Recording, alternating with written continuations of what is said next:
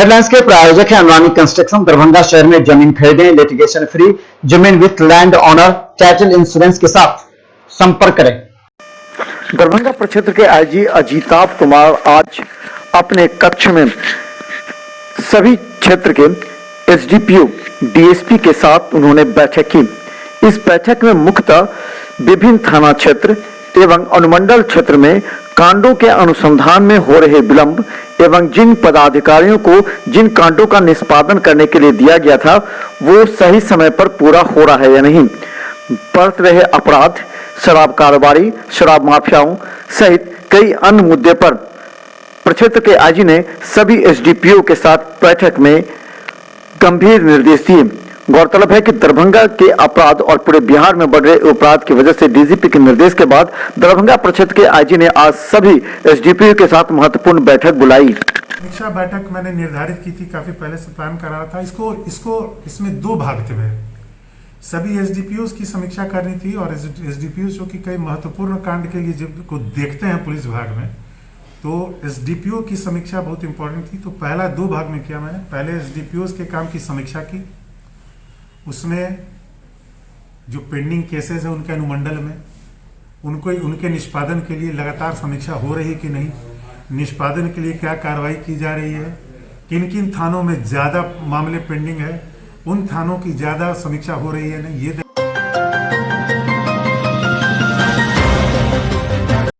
दरभंगा में आज पीएचडी के कार्यों की समीक्षा बैठक हुई, जिसमें मंत्री के साथ दरभंगा के कमिश्नर भी मौजूद थे।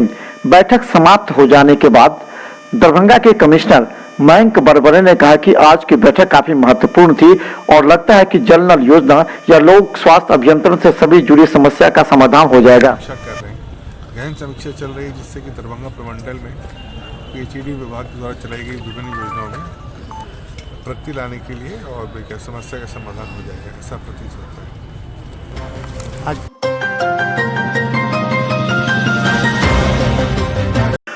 दरभंगा में इग्नू में नामांकन के लिए छात्र एवं अभिभावकों के बीच जागरूकता लाने के उद्देश्य से कार्यक्रम का लगातार आयोजन किया जा रहा है, जिसमें 34 कोर्सेज हैं, diploma, PG diploma, certificate courses हैं।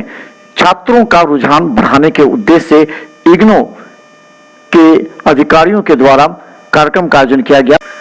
अधिकारी आर.एन. चौरसिया ने कहा कि इग्नू के कार्यक्रम को जन जन तक पहुंचाने के लिए फेसबुक, ट्विटर के जरिए लोगों तक पहुंचाया जा रहा है।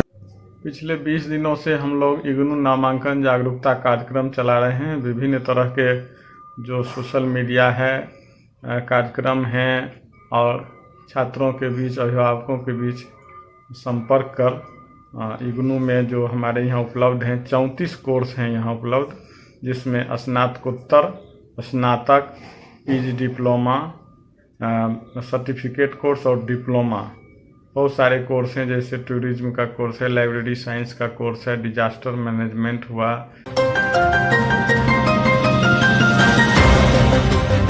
दरभंगा समाहरणालय में आज लोक स्वास्थ्य अभियंत्रण मंत्री डॉक्टर रामप्रीत पासवान ने दरभंगा जिलाधिकारी के साथ सभी प्रखंड विकास पदाधिकारियों के साथ बैठक कर जल नल योजना की समीक्षा बैठक की।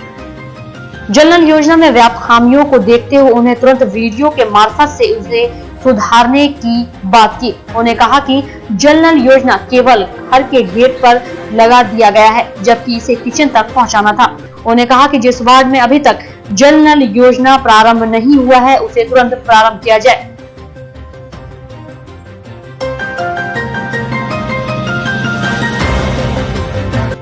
दरभंगा प्रक्षेत्र के आईजी अजिताभ कुमार ने आज तीनों जिले के अधिकारियों के साथ समीक्षा बैठक की, जिसमें अपराध और शराब कारोबारियों के साथ साथ पुलिस कर्मियों को एनसीपी का लाभ के साथ पुलिस भवन की मरम्मती एवं जमीन के साथ नए पुलिस भवन के निर्माण सहित कई मुद्दों पर बैठक में चर्चा की।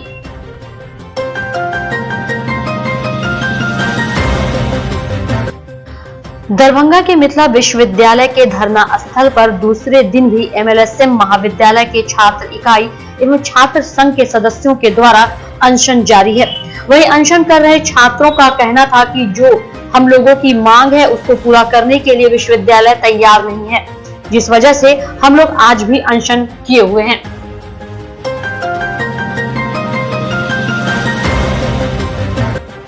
बच्चे शोषण का शिकार न हो सकें और बच्चों के सर्वोत्तम हितों को ध्यान में रखते हुए बाल संरक्षण समिति का गठन किया गया।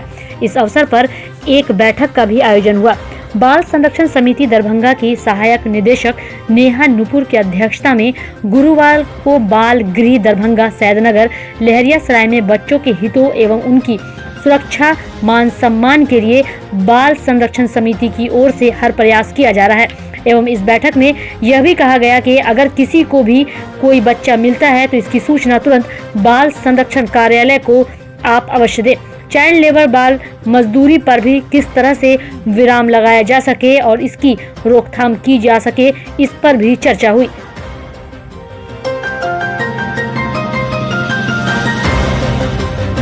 प्रमंडलीय आयुक्त मयंक बरबरे की अध्यक्षता में हुई धान खरीद की समीक्षात्मक बैठक में दरभंगा एसएफसी के प्रबंधक अभिनय भास्कर ने बताया कि उन्होंने 7 गोदामों का निरीक्षण कर लिया है। सभी गोदामों की कुल क्षमता 1.40 लाख मीट्रिक टन है। मधुबनी में 18 गोदाम तथा समस्तीपुर में भी 18 गोदाम उपलब्ध हैं। समीक्षा क्रम में निर्देशित किया गया है कि उन वितरण प्रणाली विक्रेता की दुकानों का नियमित निरीक्षण किया जाए। जिला आपूर्ति पदाधिकारी प्रतिमा अपने निर्धारित लक्ष्य 2% दुकानों का निरीक्षण कर लें तथा अपने एमओ एवं प्रखंड आपूर्ति पदाधिकारी के माध्यम से भी पीडीएस दुकानों का निरीक्षण करवाएं।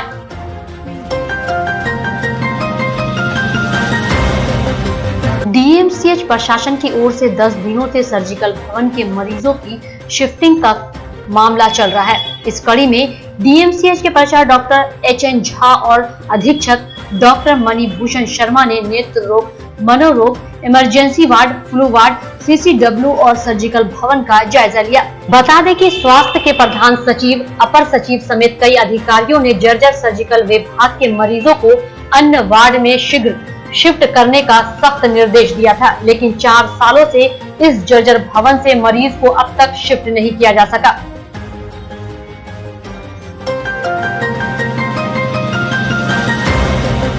महाराज महेश ठाकुर मिथिला महाविद्यालय में शासी निकाय की बैठक हुई। इसमें सर्वसम्मति से विधान पार्षद डॉक्टर मदन मोहन झा शासी निकाय के अध्यक्ष तथा शिक्षाविद डॉक्टर राम सुदिष्ट चौधरी सचिव चुने गए। सर्वप्रथम शासी निकाय की बैठक प्रभारी प्राचार्य की अध्यक्षता में हुई। वहीं बैठक के बाद कॉलेज कर्मियों ने अध्यक्ष व सचिव समेत शासी निकाय सदस्य को फूल माला पहनाकर स्वागत किया।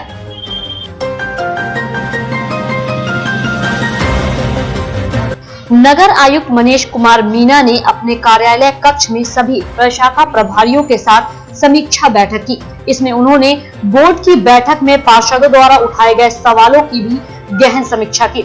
नगर आयुक्त ने विभिन्न वार्डों में आवास योजना के लंबित मामलों में पाया कि योजना का लाभ लेने को लेकर प्रस्तुत किए गए कागजातों में कमी रहने के कारण आवेदकों को लाभ नहीं दिया गया है। उन्होंने लंबित आवेदकों के लिए अगले हफ्ते कैंप लगाकर सभी लंबित आवेदनों का निष्पादन करने का निर्देश दिया।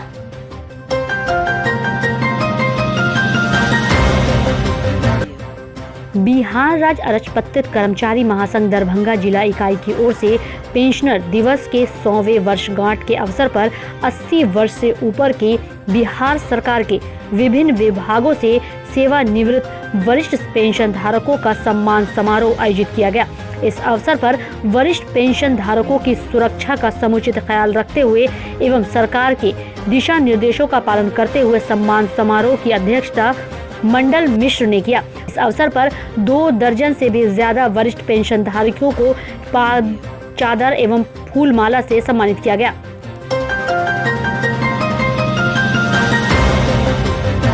दरभंगा डाक विभाग द्वारा आयोजित बचत खाता खोलो अभियान के दौरान डाक अधीक्षक उमेश चंद्र प्रसाद के नेतृत्व में डाक निरीक्षक वेस्ट राजू झा ने सरवाड़ा व मोरो डाक शाखा में मेले का आयोजन किया। मेले में वृद्ध, पुरुष एवं महिला बच्चियों को साथ लेकर पहुंचे।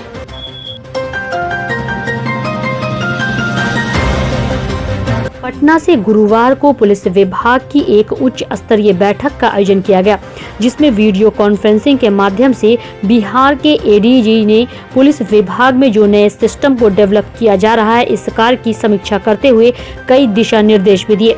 इस वीडियो कॉन्फ्रेंसिंग में समाहरणालय दरभंगा अवस्थित वीडियो कॉन्फ्रेंसिंग रूम से पुलिस महानिरीक्षक मिथिला क्षेत्र दरभंगा अजिताभ कुमार ने एडीजी से बात किया तथा यहां की तमाम स्थिति से उन्हें अवगत कराया। वहीं इस वीडियो कॉन्फ्रेंसिंग के अवसर पर वरीय पुलिस अधीक्षक बाबू राम भी मौजूद थे।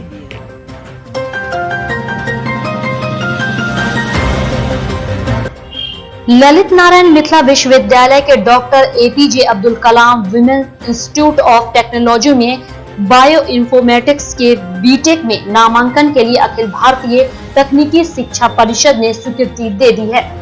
वहीं संस्थान के निदेशक डॉक्टर यूके दास ने इसकी पुष्टि करते हुए बताया कि इस आशय का पत्र इंस्टीट्यूट ऑफ AICTI से मिल गया है।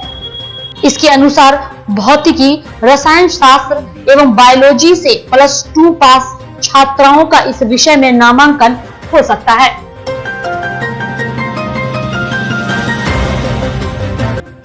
दरभंगा के DMCS छात्रावास में कार्य करने वाले कर्मचारी और दैनिक वेतनभोगी कर्मचारी लगातार DMCH परिसर में अनिश्चितकालीन धरना प्रदर्शन पर बैठे हैं। इन लोगों ने कहा कि सरकार के द्वारा जिन्हें राशि दी जाती है वह प्रचार सही समय पर पूरा नहीं दे पाते, जबकि कोरोना संकट काल में इनसे कार्य कराया जाता है, जबकि जो कार्य सरकारी कर्मचारी को करना था वह दैनिक वेतनभोगी से कराया जा रहा है। उन्होंने कहा कि जब तक मांगे नहीं मानी जाएगी तब तक धरना जारी रहेगा। उन्होंने प्रचार पर आरोप लगाते हुए कहा कि उनके मद की राशि का बंदरबाट हो रहा है और वेतन पुनर्निरीक्षण भी नहीं हो पाया है।